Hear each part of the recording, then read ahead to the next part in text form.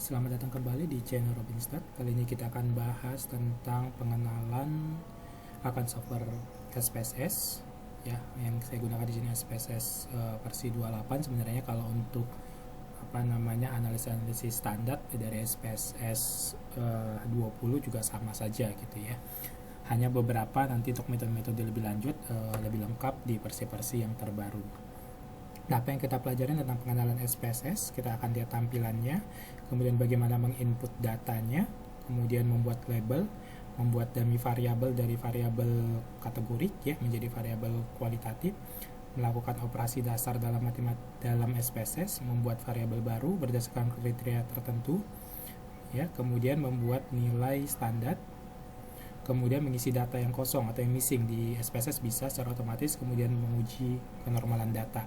Ya, kita langsung saja ke SPSS-nya. Begini tampilan SPSS. Ini jendela datanya ya, spreadsheet-nya. Ini variable view-nya, nanti tampilan variabelnya. Ya, di sini nanti menu-menu yang akan kita gunakan. Nah, cara masukkan datanya bisa dari langsung file open. Kalau kita sudah punya data dalam bentuk spss.sav ya. Nah, misalkan di sini saya punya beberapa data dalam SPSS. Nanti tinggal saya masukkan saja. Nah, kemudian saya juga bisa dari software lainnya. Misalkan para sahabat punya data-data dari yang lain nih, misalkan dari tadi file import data ya, file import data. Nah, di sini ada variabel X dari Excel, ya, CSV dari bentuk SAS, Tata dan seterusnya. Tapi bisa juga dari Excel ya. Misalkan kita punya data di Excel seperti ini ya. Kita punya data di Excel, misalkan kita punya data Excelnya ada 10 responden misalnya seperti itu ya.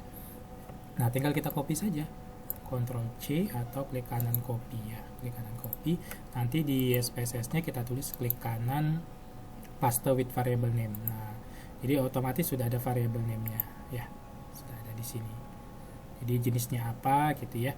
Nah, sekarang kita bisa, langkah pertama yang kita lakukan adalah kita tadi yang mau kita lakukan adalah membuat label data kategorik ya, membuat labelnya.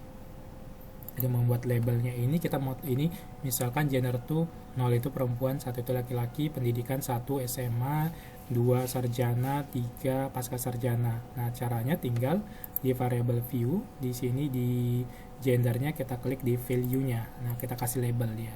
Nah, kita buat di sini ya, tambahkan 0 ya kan untuk perempuan. Nah, 1 misalkan untuk laki-laki. Nah, seperti itu ya, tinggal di OK kan. Nah, kemudian untuk pendidikan juga seperti itu. Misalkan kita buat 1 mau apa gitu ya. 1 misalkan tadi lebih kecil sama dengan SMA gitu ya. Kalau misalkan 2 kita buat sarjana, diploma atau sarjana. Yang ketiga itu adalah pasca sarjana atau spesialis pasca sarjana misalnya seperti itu ya. Oke kan saja. Nah, di sini kalau kita lihat di variable view-nya, untuk melihat nilainya ini kita klik data ya kan, atau view. Nah, di sini ada value label. Nah, atau pakai ini saja, ini lambang ini. Oke, gitu ya. Nah, kemudian di dalam misalkan nanti analisis lebih lanjut, kita mau membentuk namanya variabel dummy. Nah, ini ada misalkan pendidikan ya, kita mau bentuk variabel dummy gitu ya. Nah, kita bisa lihat nanti di apa saja yang bisa kita lakukan di SPSS ya. Tadi kita sudah input data sudah, kemudian membuat label kategorik sudah, kemudian kita mau buat variabel dummy. Ya, variabel dummy itu kan rumusnya K-1. Jadi kalau ada 2 kategori, gender itu laki-laki dan perempuan, cukup 1 dummy. Tapi kalau pendidikan ada 3 kategori, kita butuh 2 dummy ya. Caranya tinggal transform create dummy variable ya. Transform create dummy variable. Nah, kita bisa bentuk di sini transform create dummy variable ya.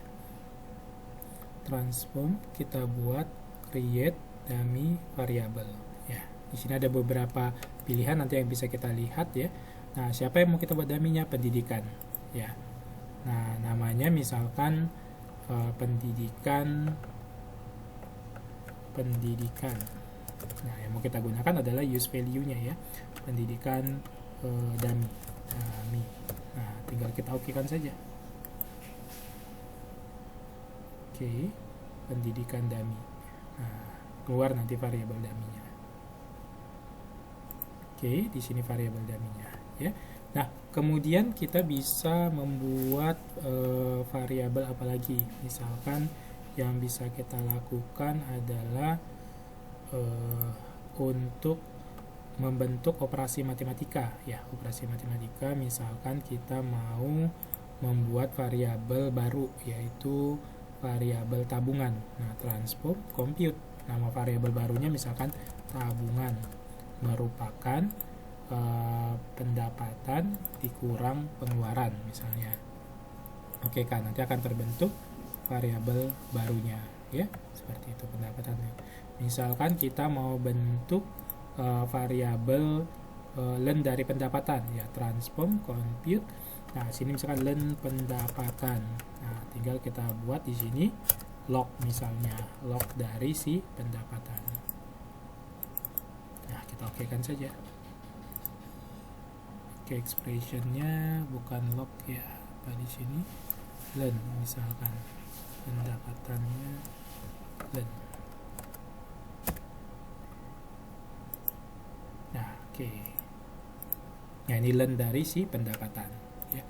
Kemudian apalagi yang bisa kita lakukan di dalam SPSS itu adalah melakukan operasi, kemudian membentuk variabel baru berdasarkan kriteria tertentu ya. Jadi si pendapatan ini mau kita bagi jadi 3 kriteria, yaitu rendah, sedang, dan tinggi. Nah, caranya kita buat transform ya, record in different variable misalnya. Nah, variabel siapa? Si pendapatan. Kita kasih kriteria ini adalah kode pendapatan. Oke, kita change, kita lihat kodenya di sini. Nah, kita buat range. Jadi dari nilainya 1 juta sampai misalkan 2 juta itu kita kasih kode 1. Nah, kemudian yang nilainya 2,01 juta sampai misalkan 4 juta kita kasih kode 2.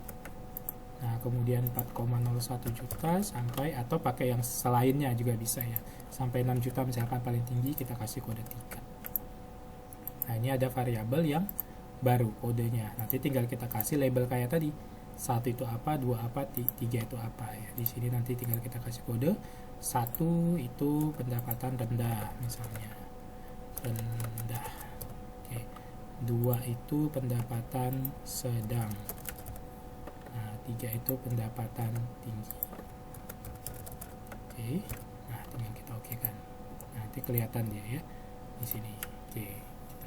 Kemudian apalagi yang bisa kita lakukan di dalam SPSS adalah membuat nilai Z-score ya. Membuat nilai Z-score itu penting nanti untuk analisis cluster ya. Analisis cluster itu kalau dia dia tidak sama satuannya, kita buat nilai Z-score atau menentukan nilai outlier data. Nah, kalau dia nilai absolute Z-score-nya lebih besar dari 2,5, kita anggap datanya outlier atau pencilan. Atau untuk nanti untuk variabel moderating ya, di analisis moderasi yang akan kita pelajari ke depan, dia harus di Z-score dulu sebelum dikalikan, sehingga tidak terjadi multi-call. Karena kalau langsung dikalikan ya dia akan terdetek kolineritasnya ya. Nah, caranya adalah kita membuat nilai deskriptifnya, analyze statistik deskriptif. Misalkan yang mau kita lihat adalah si pendapatan dan pengeluaran, nilai Z-score-nya ya. Ini klik ini standardize. Nah, nanti dia akan keluar di sini nilai Z-score-nya. Ada nggak yang outlier? Ternyata tidak ada. Semuanya di bawah 2,5 ya. Oke, kemudian dari data dasar ini apalagi yang bisa kita buat adalah di sini mengisi data tidak lengkap. Nah, mengisi data tidak lengkap. Bagaimana mengisi data yang hilang ya. Nah, data yang hilang. Nah, caranya kita bisa menggunakan namanya nanti transform mengganti replacing missing value. Caranya misalkan ini kita hilangkan data ini, si pendapatan ini nggak ada nilainya ya. Nah, caranya tinggal kita pilih transform, kemudian kita pilih nanti replacing missing value. Nah, yang mau diisi apa? Si data si pendapatan. Nah, cara membuatnya ini apa? Bisa menggunakan misalkan dari rata-ratanya ini diisi ke sini, atau menggunakan banyak metode ya, rata-rata terdekat atau median terdekat, atau menggunakan interpolasi. Misalkan dari series rata-rata, tinggal okekan saja.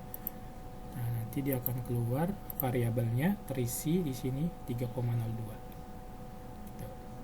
Oke, selanjutnya kita akan kita isi kembali 3,02. Nah, sekarang kita akan menguji kenormalan data. Nah, H0 itu normal, H1 tidak normal. Caranya analyze. Di sini kita klik non parametric. Sini one sample KS. Nah, pilih misalkan nilai pendapatan normal atau tidak. Nah, di sini terlihat nilai p-value-nya lebih besar dari 0,05, maka datanya dianggap normal ya. Nanti kalau data kita berupa data time series, kita bisa bentuk create time series data. Ya, misalkan ini bukan periode tapi ini adalah tahun misalnya ya, tahun 2001 sampai 2020. Nah, kita bisa membentuk namanya pendapatan menggunakan different, jadi perbedaan pendapatan sebelum dan dari tahun T kurang T-1. Nah, tanpa ini secara otomatis kita bisa bentuk different. Ini pendapatan different 1 ya, different. Oke, tinggal oke kan.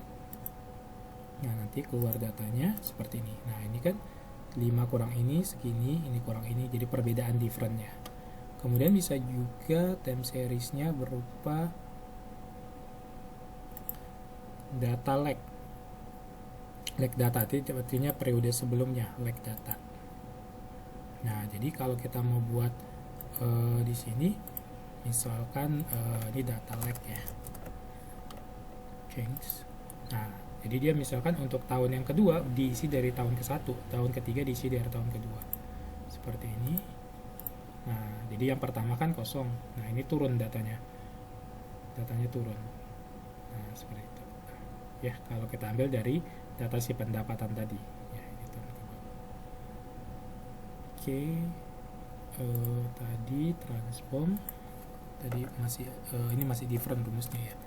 Misalkan tadi salah, ini diganti dulu dengan lag, kemudian kita change. Nah, ini baru benar lag.